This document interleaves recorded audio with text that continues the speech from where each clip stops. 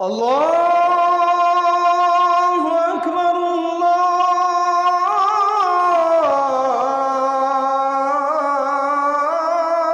আল্লাহু আকবার।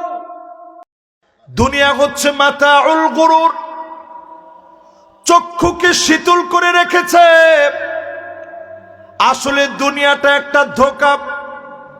এই দুনিয়া কেমন ধোঁকা সেই দিন বুঝবেন। আপনার সামনে যেদিন কেউ মারা যাবে, তাকায় দেখবেন দিন রাত এক করে ইনকাম করেছে। স্ত্রী এখন আর পাশে থাকবে না, প্রচন্ড ভয় পাবে। উনাকে একা রেখে যায় না। আমার প্রচন্ড ভয় লাগতেছে, সন্তানেরা থাকতে পারে না। একটা বারের জন্য আর ওই খাটের ভিতরে শোয় না, নিচে এনে খাটিয়ার ভিতরে রেখে দেয়। গোসল করানোর পরে আর উপরে নেয় না। জানাজার নামাজের জন্য নিয়ে যায়, দাফন কাফন করা চলে আসে। 4 মাস 10 দিন পরে স্ত্রী জোয়ান থাকলে অল্প কিছুদিনের মধ্যে বিয়ে হয়ে যায়।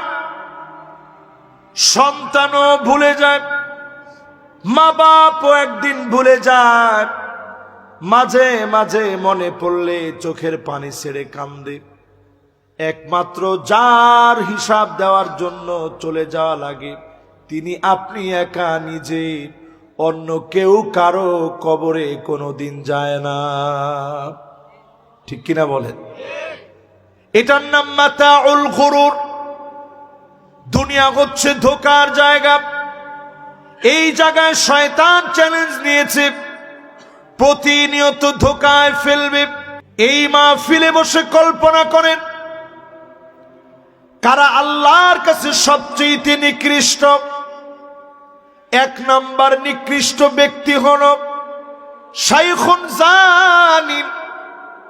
বুড়া হয়ে গেছে, বৃদ্ধ হয়ে গেছে, চরিত্র যেই লোক পাল্টাইতে পারে নাই, এমন লোকের দিকে যিনি তাকাবেন না, কথা বলবেন না, দয়া দেখাবেন না, মায়া দেখাবেন না, তিনি কে?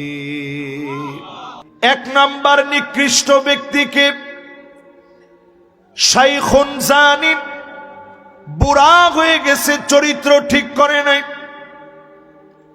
বুড়া হয়ে গেছে, চরিত্র ভালো হয় নাই, এমন লোকের দিকে কিয়ামতের দিন যিনি তাকাবেন না, কথা বলবেন না, দয়া দেখাবেন না, মায়া দেখাবেন না, তিনি কি? আল্লাহর দয়া ছাড়া সেদিন সূর্যের নিচে কেমনে থাকবেন? টকবক করে নারী বুড়িগুলা ফুটবে, নিজের কান দিয়ে বের হবে, মগজগুলো টপকে টপকে পড়বে, নাকের ছিদ্র দিয়া মগজগুলা বের হয়ে যাবে, পিছনের রাস্তা দিয়ে বের হয়ে যাবে। সেদিন বাপ তার সন্তানের চিনবে না, মা তার সন্তানের কথা ভুলে যাবে। সন্তান তো ভুলবেই, কেউ কারোর জন্য কোনো কাজে আসবে না। একমাত্র যিনি মাফ করলে মাপ পেয়ে যাবেন, তিনি কি? সেই কঠিন দিলে আল্লাহ রাগান্বিত হবেন।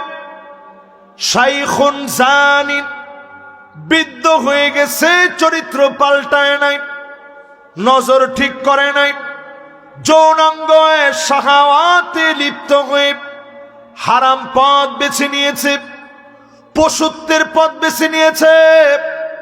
এমন লোকদের দিকে যিনি তাকাবেন না, কথা বলবেন না, দয়া দেখাবেন না, তিনি কি?